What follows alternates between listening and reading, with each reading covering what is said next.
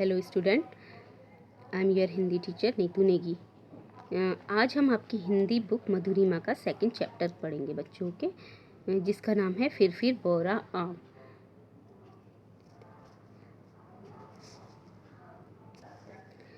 अच्छा बच्चों, सोचिए कि फलों का राजा किसको कहते हैं? आम को कहते हैं ना।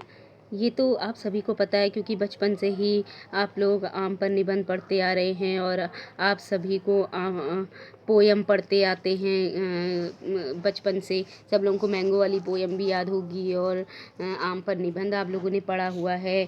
तो इसलिए आम इस इसलिए आपको आम के बारे में थोड़ी बहुत जानकारी तो होगी ही ना। तो बच्चों, आप लोगों को आम पसंद भी होगा। तो बताइए, आपको कौन सा आम पसंद है?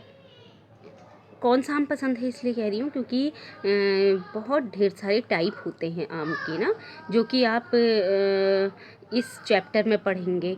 बच्चों, हर एक जो भी फल होता है उसकी भी एक जीवन यात्रा होती है। यानी कि आम के जीवन की यात्रा भी किससे शुरू होती है? बसंत ऋतु से शुरू होती है।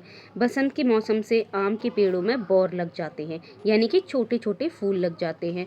बच्चों, इस लेसन में पके हुए रसीले व स्वादिष्ट आमों के अलग अलग रूपों, यानी कि अलग अलग टाइप के आम व उनकी उपयोगिता, कि आम किस किस काम में आता है, इन सब के बारे में ही इस पाठ में वर्णन किया गया है, बताया गया है। तो बच्चों, अब मैं रीडिंग करूंगी और साथ ही साथ आपको मैं इस चैप्टर को ठीक से एक्सप्लेन भी करूंगी। ओके? आप सुनकर चौंक उठे होंगे, आम बौरा गया है। जी हाँ, पागल नहीं, आम के पेड़ में फूल आने को भी बौराना कहते हैं। वैसे पागल हो जाने को भी बौराना कहते हैं, किंतु यहाँ आम के पेड़ के प्रसंग में बात कही जा रही है। तो बच्चों, यहाँ पर लेखक कह रहे हैं कि जो आम का पेड़ है उसमें बौर आ गया है, यानी कि फूल, छोटे छोटे फूल आ गए हैं। आप लोगों ने भी आम का पेड़ देखा होगा, उसमें छोटे छोटे फूल खिले होते हैं ना, तो उसको बौर कहते हैं। जी हाँ, पागल नहीं, आम के पेड़ में फूल आने को बौराना कहते हैं। बौर आना यानी कि छोटे छोटे फूलों का आना। वैसे पागल हो जाने को भी बौराना कहते हैं, किंतु यहाँ आम के पेड़ के प्रसंग में बात की जा रही है। और पागल हो जाने को भी बौराना कहते हैं। आप लोगों से भी कभी कभी कोई बोलता होगा कि बौरा गए हो क्या, ऐसा क्यों बोल रहे हो, इस टाइप की भाषा बोलते होंगे। बौराना मतलब ही पागल होना होता है।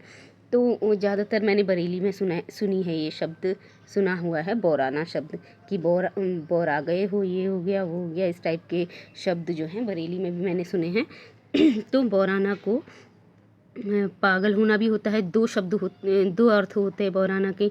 एक तो होता है बौर आना, यानी कि पेड़ में बौर आना, फूलों का खिलना आम के पेड़ में, और दूसरा होता है पागल होना। ओके? और ये क्वेश्चन आपका है पीछे। बसंत बीतते बीतते आम पागल हो जाता है, अर्थात मार्च के अंत तक आम के पेड़ मंजरियों से भर जाते हैं। बौर की महक से बगिया गमकने लगती है। तो बच्चों, लेखक कह रहे हैं कि बसंत का जो मौसम होता है, जो यानी कि जो फरवरी मार्च होता है, तो उस समय जो है वो होता है बसंत का मौसम। बहुत तरह तरह के फूल खिले रहते हैं फलों के पेड़ों में ना, आप लोगों ने देखा होगा। तो उसी समय पे आम के पेड़ में भी फूल लगते हैं। तो कवि कहते हैं कि मंजरियों से भर जाते हैं, यानी कि आम का जो पेड़ होता है वो छोटे छोटे फूलों से भर जाता है।